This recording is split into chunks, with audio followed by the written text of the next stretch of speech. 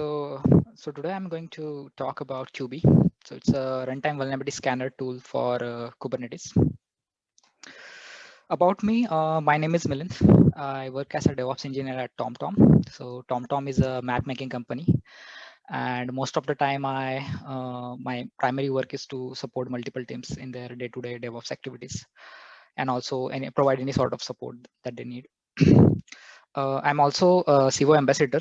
I'm involved in CVO community almost a year ago. Uh, yeah, that's about me. So yeah, today I'm going to talk first about the vulnerabilities. What exactly is vulnerability, and what is a vulnerability scanner, and how exactly it works at a very high level. Then we will see about build time scanning and runtime scanning. These are two different types of scanning. And at the end, we will talk about QB and how exactly it works, and then we will have a very quick demo on it. So vulnerabilities. So in short, vulnerabilities are actually a weakness, or you can say a loophole in your system that an attacker can exploit and can get a privileged access to your system, and thereby an attacker can perform any unauthorized malicious actions on your system, thereby taking your whole system down. So you can consider a vulnerability as a bug in your code or in your library or in a package that can get exploited.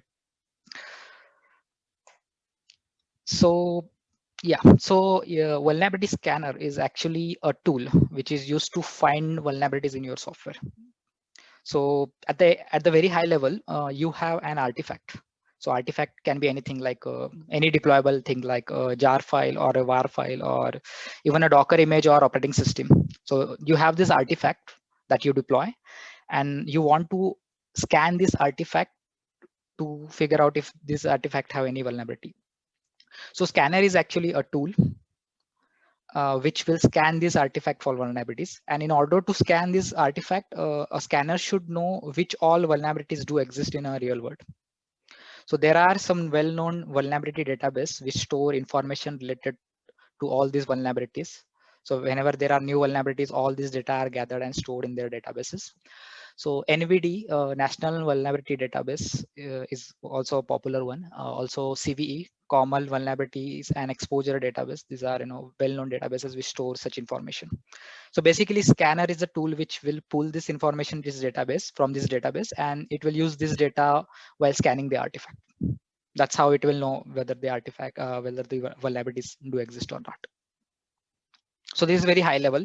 The scanner component will be different for every different tools. So I'm right now, yeah, we are going to talk about QB.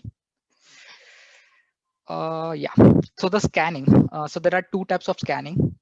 So depending on the time at which you perform the scanning, there are two types, build time scanning and runtime scanning. So if you are scanning your artifact while you build the artifact, then at the build time, then it's a build time scanning. So in your CI pipeline, if you're scanning, or if you are scanning after you store the artifact in your store, like in Docker image registry, then that point of scanning is called as build time scanning. And if you're scanning your artifact after you deploy in your environment, then that is called as runtime scanning, because this happens after you deployed it. So build time scanning, as I told, it happens either in your image registry or in your CI pipeline. So by doing this, what you can do is you do scanning at build time, hence you can identify risks before the software is actually deployed. So you prevent vulnerable workloads from getting deployed as you are doing this scanning at build time. So developer can easily find such issues and fix it even before it get deployed. And also this scanning is automatic in most probably in your CI pipeline. Hence there is no any communication gap between security team and developers, because this is happening automatic. So it's not like that security team will get the artifact, then they will do scanning and then give information related to vulnerable images to the developers. So there is no such things. This is fully automated. Hence the communication gap between security team and the developer team is not the concern here. Though there are few challenges in build time scanning. First of all, you need some sort of integration in your CI pipeline or in your image registry for build-time scanning to work. And also, most often you scan your application images rather than system images or public images. So if you are using images from some external repository or public repositories, then most usually these images are usually missed from are not scanned. So it depends on how you configure your build-time scanning. So in most probable cases, it's usually in your CI workflow or in your image repository. Hence, scanning external or public images are actually missed. Also, if you are running sidecar containers, then the images used by sidecar containers are also not scanned usually.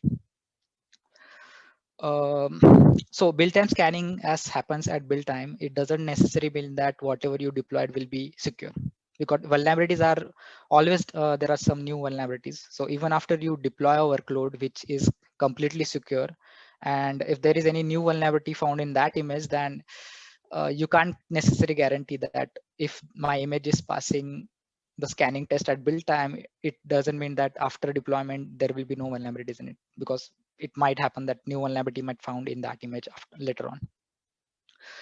So that's why if there is any new vulnerability that you found in your image after you deploy it, then it becomes a little bit difficult to map which workload is actually using vulnerable image, because build time scanning are mostly concerned with images rather than the workloads. Hence, if you have such scenario where your workload has a vulnerable images, then you need to figure out to which workload is using which vulnerable image and do the mapping. Also, build time scanning is more concerned with images rather than workloads. So the most important aim is to prevent deploying workloads which are vulnerable. So you will be mostly concerned with scanning the images which are currently deployed. But in build time scanning, you are actually scanning all the images that you build. Hence, the overall process of build time scanning is a little inefficient. So suppose if you have a build time scanner which scan all the images stored in your image registry, so it doesn't necessarily mean that all the images that you have stored in image registry are actually deployed or getting used. So your image registry might hold images which of older versions of your applications. So there is actually no point in scanning older versions, or rather you don't need to waste your resources and time on scanning those things. So this process is little inefficient if you talk about build time scanning. Also, as I told, build time scanning is mostly concerned in your mostly used in CI and in your image registry. Hence, if you have any other system images, then those images are also usually not scanned. So for example, if you are running your applications on Kubernetes, and if you are setting up Kubernetes and using some external images or public images provided by Kubernetes, then you usually don't scan those images. So scanning underlying infrastructure is also missed most of the time. But these are actually challenges. Few of the challenges can be addressed, like scanning underlying infrastructure. So if you have a mechanism where you are scanning all the public images that you already have using in your cluster, for example, if I'm setting up Kubernetes, I can pull the public images and store in my image registry and then ask my build time scanner to scan it.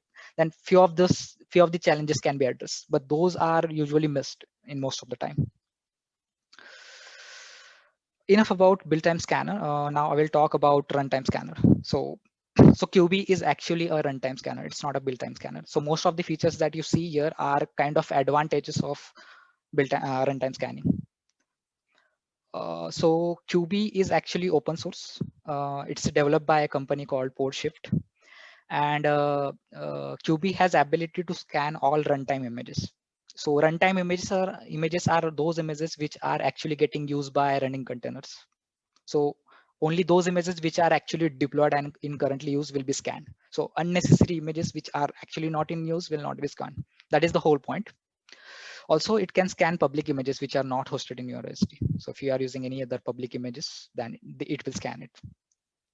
Also, if you have images which are not coming from CI/CD pipeline, those images will also be scanned. And it can also scan Kubernetes system images also. So most of the challenges that you see in build time scanning can be addressed in QB. Also, the scanning happen in your live environment. Hence, QB can able to detect which workloads are vulnerable. So which workloads are running vulnerable images. So the mapping of vulnerable image to workload is not the concern here. So it can detect which workloads are vulnerable. And it also shows the overall health of your cluster. So which applications are actually running vulnerable images, what vulnerabilities it does have. So all this detailed information of your cluster is actually shown by QB. At a very high level, this is how QB exactly works. So QB run as a pod inside your cluster. So you don't need any kind of integration in your image registry or in your CI pipeline, which was the case with build time scanner. So just install QB on your cluster, that's it. You don't need anything else. The configuration or the setup is also very fast. Uh, so once you install QB on your cluster and once you start scanning, the first thing it will do is it will extract the list of images which are getting used by running applications. So whatever pods are running, it will list all the images which are currently in use, and then it will start pulling those images from respective registry. So QB has ability to pull images from public or even private registry because QB has appropriate drawback rules which allows it to read secrets and use that secret image pool secrets while pulling the images from any private repository.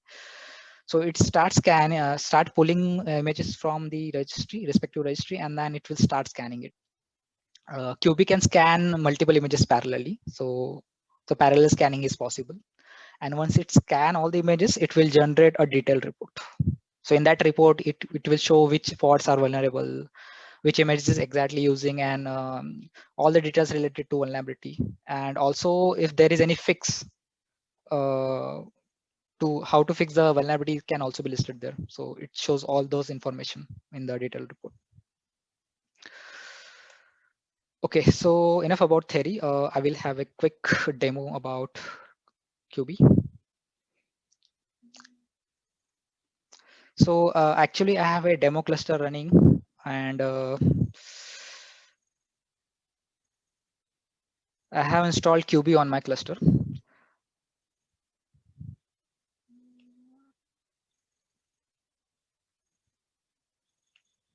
Just a minute. Yeah. So QB is available as a marketplace app in Civo. So this is a very simple way to install QB. If you have your own custom cluster, you can you can use normal kubectl apply command to install QB. So it's that easy. Okay, so once I have installed QB, I will check if my pod is actually running, and then I will just expose the port and see the logs. So let me see if my QB pod is actually running or not.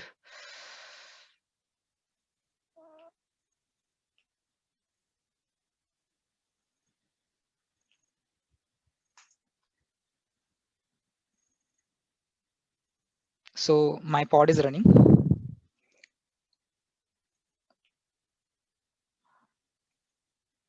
Let me also see the logs if my pod is actually logging properly or not.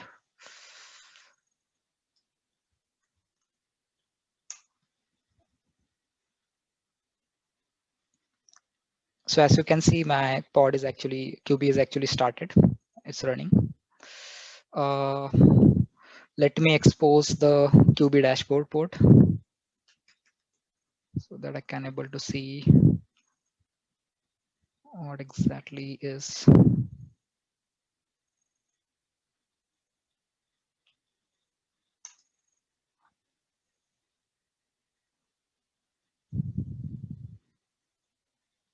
Okay, so it's exposed. Let me see if I can see the dashboard.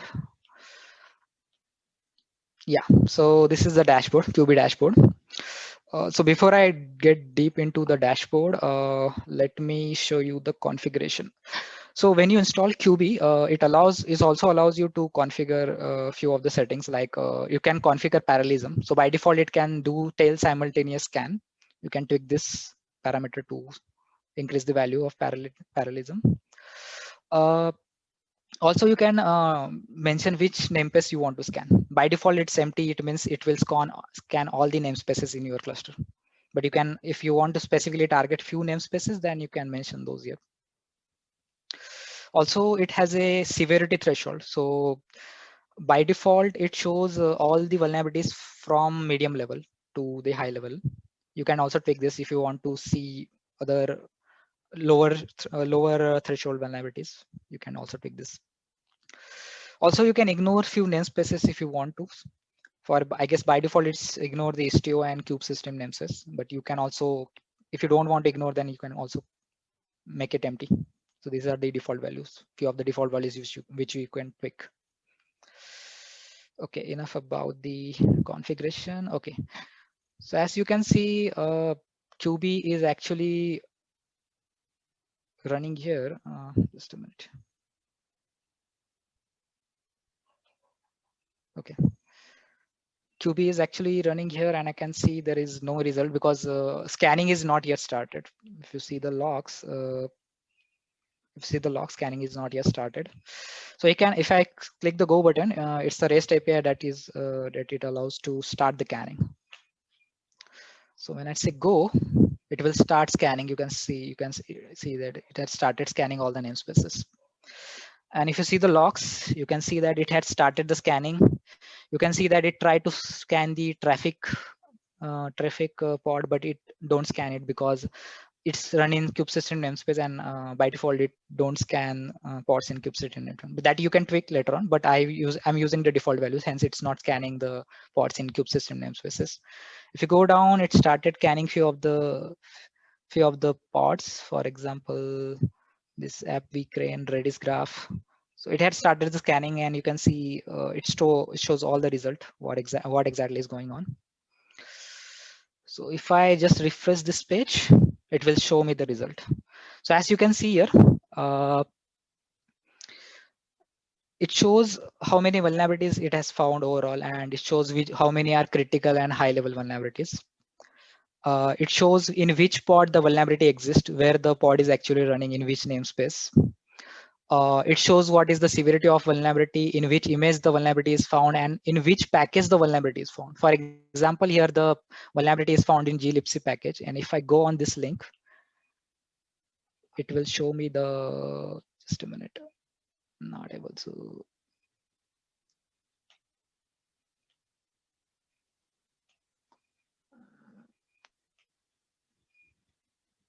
not able to see this. Yeah. So if I see this, the vulnerability page shows me that this is the version which is vulnerable. Okay, sorry, that's the Perl package. Just a minute. Okay. Okay, so the vulnerability exists in Perl package, and if I go on the vulnerability, it shows me this is the package which is vulnerable, and if you want to fix it, you can use a newer version.